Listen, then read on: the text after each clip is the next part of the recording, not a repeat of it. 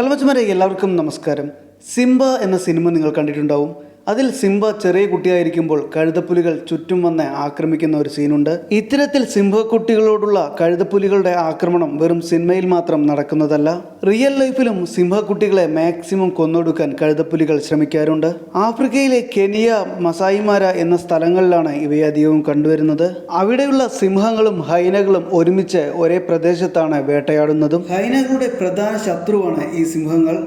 അതിന് പ്രധാന കാരണം ഇവ കൂട്ടത്തോടെയാണ് ആക്രമിക്കുക. മറ്റു ലെപ്പേർഡും ജാഗ്വാറും ആണെങ്കിലും ഒന്നോ രണ്ടോ എണ്ണമേ കാണുകയുള്ളൂ. അതുകൊണ്ട് ഹൈനുകൾക്ക് പൊരുതി നിൽക്കാൻ സാധിക്കും. എന്നാൽ സിംഹക്കൂട്ടങ്ങളുടെ മുന്നിൽ പെട്ടാൽ ഇവയുടെ കഥ കഴിഞ്ഞത് തന്നെ. അതുകൊണ്ട് സിംഹക്കുട്ടികൾ വലുതായി ഈ ഹൈനകൾക്ക് തന്നെ ഭീഷണിയാവാതിരിക്കാൻ വേണ്ടിയാണ് ചെറുപ്പത്തിലെ അവയെ മാക്സിമം കൊന്നൊടുക്കുന്നത്. അതിനു പുറമെ ഒറ്റപ്പെട്ട സിംഹങ്ങളെ പോലും ഈ ഹൈനകൾ വിട്ടുവെക്കാറില്ല. ഇതുപോലെ മറ്റ് പെറ്റ്സിനെ കുറിച്ചും അനിമൽസിനെ കുറിച്ചുമൊക്കെ അറിയണമെങ്കിൽ ചാനൽ സബ്സ്ക്രൈബ് ചെയ്തോളൂ.